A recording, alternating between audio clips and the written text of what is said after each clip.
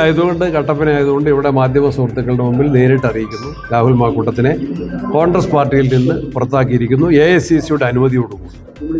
നേരത്തെ തന്നെ അനുമതി തേടിയിരുന്നു, അനുമതി ലഭിച്ചു. അനുമതിയോടുകൂടി ഇപ്പോൾ പുറത്താക്കിയിരിക്കുന്നു.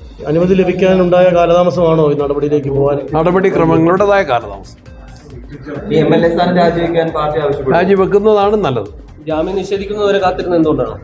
അതൊക്കെ ഞങ്ങൾ സമയത്ത് ആലോചിച്ച് ഉചിതമായ തീരുമാനം കോൺഗ്രസ് ഹൈക്കമാൻഡിൻ്റെ കൂടി അപ്രൂവൽ വേണം. കോൺഗ്രസിലെ നേതാക്കന്മാരെല്ലാവരുമായിട്ട് ആലോചിച്ചു. എല്ലാ നേതാക്കന്മാരുടെയും ഐക്യകണ്ഠേനയുള്ള യോജിച്ച തീരുമാനമാണ് ഇപ്പോൾ എടുത്തിട്ടുള്ളത്. തെരഞ്ഞെടുപ്പിനെ ഒരു തരത്തിലും ബാധിക്കില്ല. കോൺഗ്രസ് പാർട്ടി ഇക്കാര്യത്തിൽ വളരെ മാതൃകാപരമായ തീരുമാനം എല്ലാ സന്ദർഭങ്ങളിലും എടുത്തിട്ടുണ്ട്.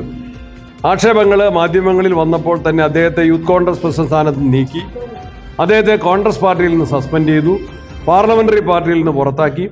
അദ്ദേഹത്തിനെതിരെ അക്കാലത്ത് പരാതി ഉണ്ടായിരുന്നില്ല. പരാതി KPCCക്ക് കിട്ടിയപ്പോൾ അതപ്പോൾ തന്നെ പോലീസ് DGPക്ക് ഫോർവേഡ് ചെയ്തു. അദ്ദേഹത്തിനെതിരെ കേസ് രജിസ്റ്റർ ചെയ്തു. അക്കാര്യം ഞങ്ങൾ വിശദമായിട്ട് ഞങ്ങൾ പരിശോധിച്ചു, പരിഗണിച്ചു. എല്ലാ നേതാക്കന്മാരുമായിട്ടും കോൺഗ്രസ് ഹൈക്കമാൻഡുമായിട്ട് ചർച്ച നടത്തി. അതിൻ്റെ അടിസ്ഥാനത്തിൽ ഒറ്റക്കെട്ടായിട്ടുള്ള തീരുമാനമെടുത്തു. അദ്ദേഹത്തെ കോൺഗ്രസ് പാർട്ടിയിൽ നിന്ന് പുറത്താക്കി.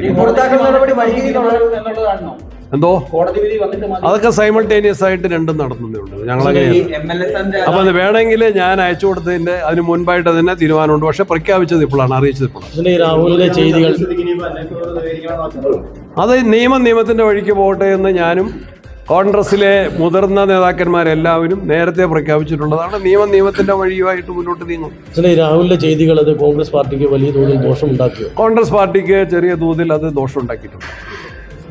അതിനെ മറികടക്കാൻ പാർട്ടി എന്താണ്? പാർട്ടിയുടെ വിശ്വാസ്യത ഒരു കാരണവശാലും തകരില്ല. പാർട്ടി എടുത്ത നിലപാടുകൾ കൊണ്ട് ജനങ്ങളുടെ മുമ്പിൽ കോൺഗ്രസിന് കൂടുതലായിട്ടുള്ള വിശ്വാസമാണ് കിട്ടുന്നത്.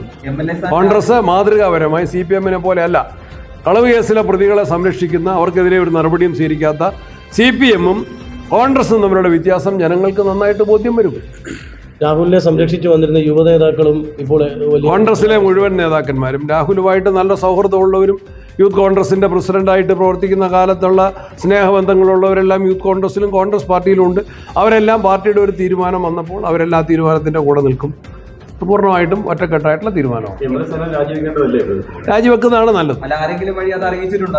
അത് പാർട്ടിയിൽ നിന്ന് പുറത്തായാൽ പിന്നെ അദ്ദേഹം വ്യക്തിപരമായിട്ടാണ് തീരുമാനിക്കുന്നത്. ശരി, താങ്ക് യു.